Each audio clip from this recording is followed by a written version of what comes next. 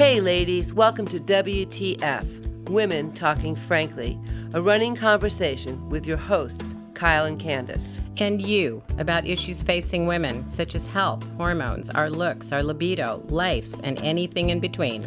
We promise to dig deep and get into it each episode. Welcome. We're so glad you joined us today.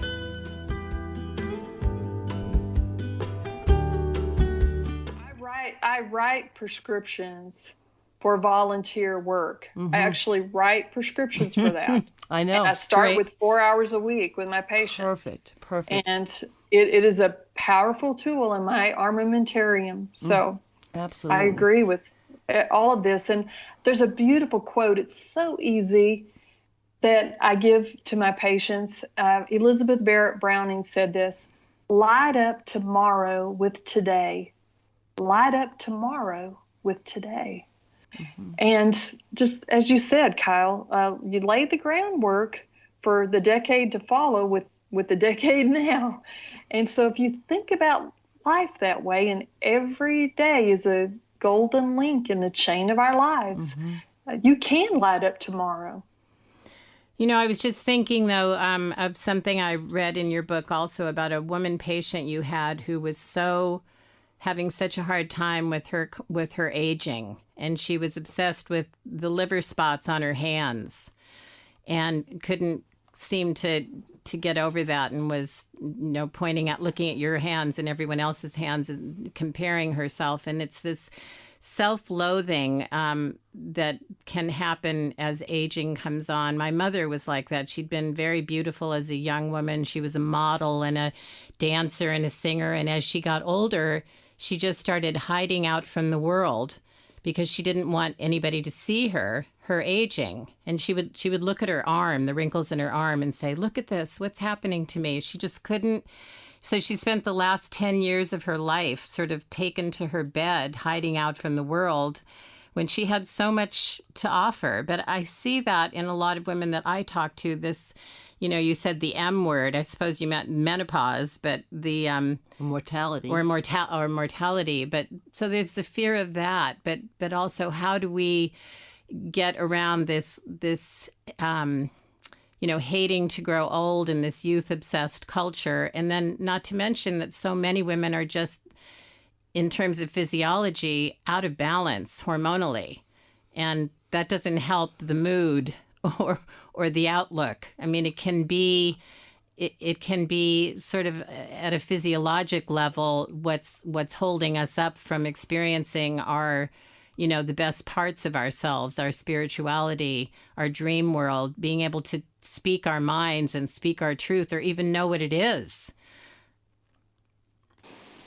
Yes, I appreciate you sharing that about your mother, and also that case history on the patient for my book. So when we were imagining this equilateral triangle with the 0, 30, 60, 90, and the physical, emotional, spiritual, yeah, those women are really missing out. That's what I was alluding to when I said the retrogression. So they're trying to go backwards on the female highway. And that's like driving the wrong direction against traffic. Yep. So when you want to undo normal aging, and it is a frustration and it's an impossibility. I think I want women to practice self-love. And one of the things that I'm really prescribing a lot these days is Qigong. And I have a link to one of the channels I like on my YouTube channel. So if you go to my YouTube channel, Dr. Kenna, DOCTOR, Kenna, KNNA, you look at my channels, you'll see Qigong. I'm not sure if either one of you do Qigong, but Qigong involves touching your body and touching your hands, like we talked about my patient that was obsessed with what she called liver spots or dyschromia, brown spots that are very common on the back of the hands with aging.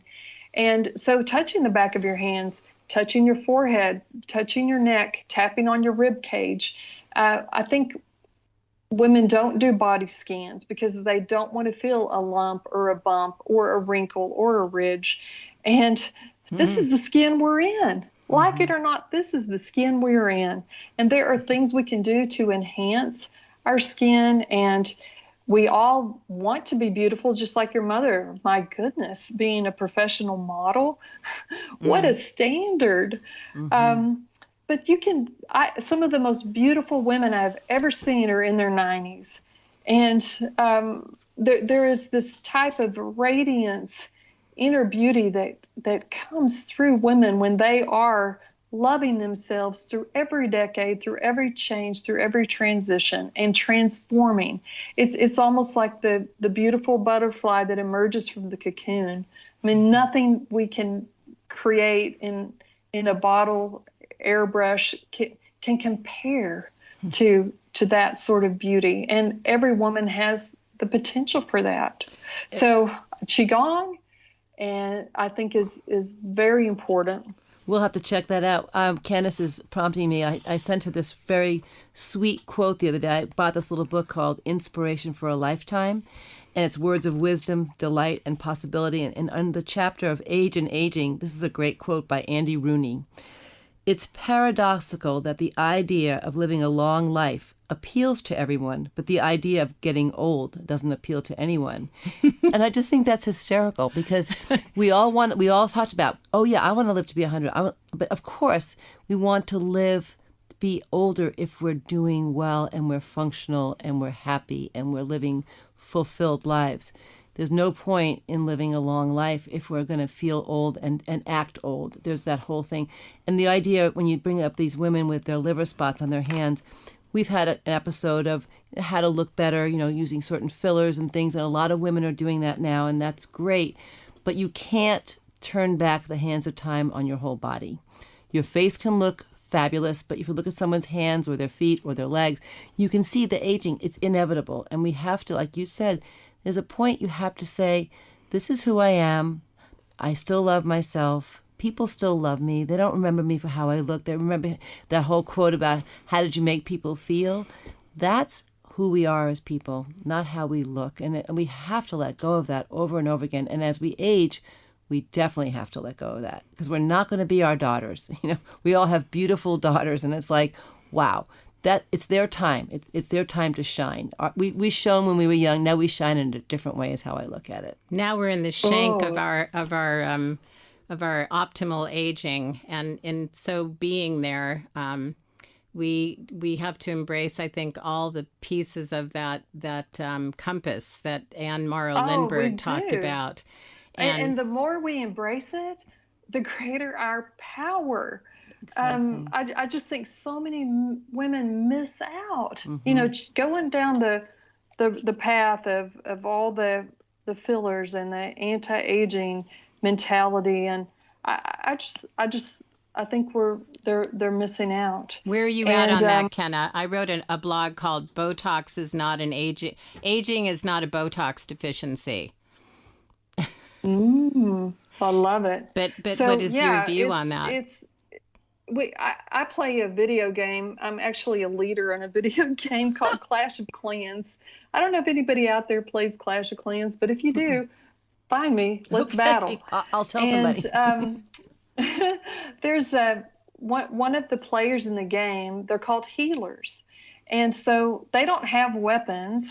They don't go into the battle and hurl a flaming arrow, but for those that do, they are lifelines. They are a life-giving force. And so let's say, one of the warriors takes a hit, gets wounded. You can bring your healers in, and they can heal them so that they can go back onto that battlefield. And again, thinking the idea of Athena war wisdom, women in this 60 to 90, they may have some sort of physical limitation. So they can't get out there every day into corporate America or virtual world and pull down a full-time job, but they are lifelines for their granddaughters and their daughters and their daughters-in-law. Oh, can you help me? This employee did this, or I'm struggling with my budget. I know I'm going to be short this month. Can you show me? And that's where our power is. We are those healers. We are lifelines. We can help them revive, rejuvenate, and get back on the battlefield. And I also think of that as a mentorship sometimes too. You know, I play tennis with all kinds of ages of women, anywhere from like 40 up to 87 years old. Really? And it's so I'm smack in the middle, and it's fun to see the different women who are older than me and younger than me, and how we all mesh, and there's no ageism amongst that. It's just it's a very leveling playing field, no pun intended. But it's a lot of fun to see these women who are so vibrant at 85, 87 years old, still having a blast and finding the joy. And however, they may not be able to move as well as the 40-year-old, but they're out here, they're having the time of their lives. And I think that's what we have to keep encouraging women to do. Don't say I'm too old for this. That is mostly going to be a state of mind, in my opinion, unless you're very, very sick. But we all can find some kind of joy, like you said, in video games. If it's virtual play, that's virtual play. It's still something to do. But I think play is an important part of aging well too. Finding something to play with.